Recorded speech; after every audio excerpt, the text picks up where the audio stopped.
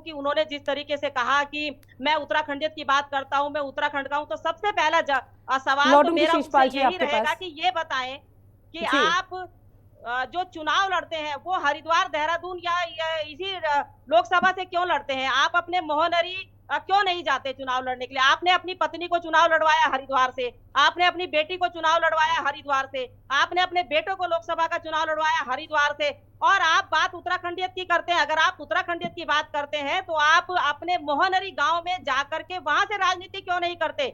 आप बात करते हैं यहाँ इस प्रदेश के खनन की, तो मैं आपको बताना चाहूंगी कि जब उनकी सरकार थी 2013 से और 16 तक, माननीय हरीश रावत जी जिस तरीके से मुख्यमंत्री का कार्यकाल था, उनके पुत्र हरिद्वार से लेकर के हल्द्वानी तक खनन का काम देखते थे, तब इनको परेशानी नहीं होती थी, तब इनको उत्तराखंडियत याद नहीं आती थी। आज इनको उत्तराखंडियत याद आती है। आज इनको उत्तराखंड में लगता है कि जो है धामी सरकार, अरे भाई धामी सरकार ने जो निर्णय लिए हैं, नकल विरोधी कानून, भू कानून, यूसीसी, महिलाओं के लिए 30% नौकरियों में आरक्षण, लैंड जिहाद, हमने अपनी अवैध जमीनें छुड़वाने का काम किया।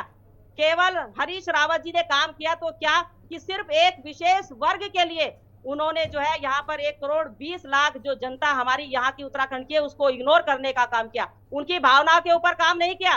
और वो जो बार बार कह रहे हैं कि झूठ का पर्दाफाश करेंगे, झूठ का पर्दाफाश करेंगे, कौन से झूठ का?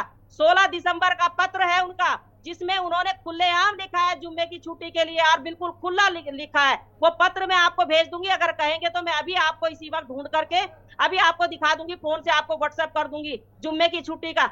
अगर जनता भूलना भी चाहे तो माननीय हरीश रावत जी भूलने नहीं देते, क्योंकि वो याद दिलाते हैं कि वो जिनके साथ खड़े हैं वो उनके भी वफादार नहीं है। वो ये बताने का काम करते हैं कि उन्होंने कांग्रेस की जब सरकार थी उन्होंने जनता के लिए क्या किया। आप मुझे बताइए। कमलेश रमन जी, आपकी बात से